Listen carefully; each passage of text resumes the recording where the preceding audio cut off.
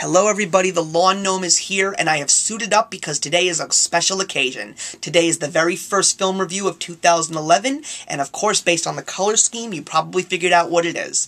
I am reviewing The Green Hornet, starring Seth Rogen, Jay Chow, Cameron Diaz, and Christoph Waltz. The Green Hornet, if you haven't figured it out, was originally based on a radio serial from the late 1930s, early 1940s, spawned a comic book series, and of course, a well-known 1960s cult television show, which introduced the modern Western world to a martial arts star named Bruce Lee. So what do I have to say about this movie? I gotta tell you, it really wasn't the greatest. I was a little disappointed. But let's start with the positives. The positives, of course, were the action sequences, which were amazing. The bullet time work and Jay Cho, with much action and humor mixed into it, as well as Jay Cho's comedic timing. That was definitely one of the biggest pluses in the film, and he really did pay a great tribute to Bruce Lee, fulfilling the role as Kato.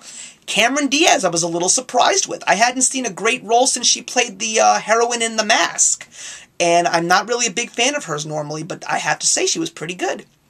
Christoph Waltz, as much as I love him, they really didn't use him as well as they should have. I mean, if you compare his role in this movie compared to Inglourious Basterds, you could definitely be disappointed. What was good about him was the fact that he plays the main villain, and he makes all of these one-liner jokes with a very straight, villainous face, so it kind of gives you a good chuckle. And of course, the car. Everybody loves the Black Beauty. That pretty much was what stole the show with all the weapons and the gadgets and whatnot. But what was the big negative? It was Seth Rogen. I'm sorry, but The Green Hornet, I mean, I'll see any movie if it's based around a comic book, but if you want to base it true to its roots, you don't turn it into a stupid comedy. And unfortunately, I have been very sour with Seth Rogen for many years. I'm not a big fan of his, especially when he plays leading roles. Like, I hated Observe and Report. I hated Knocked Up. Even though he doesn't... I just don't enjoy him. And in this movie, he was just way too Seth Rogen-ish, which is, oh, that was cool, man! And, whoa, those are awesome powers, Kato, let's roll! Sorry, man, but you can't put Seth Rogen in this kind of a movie. So where do I stand with this?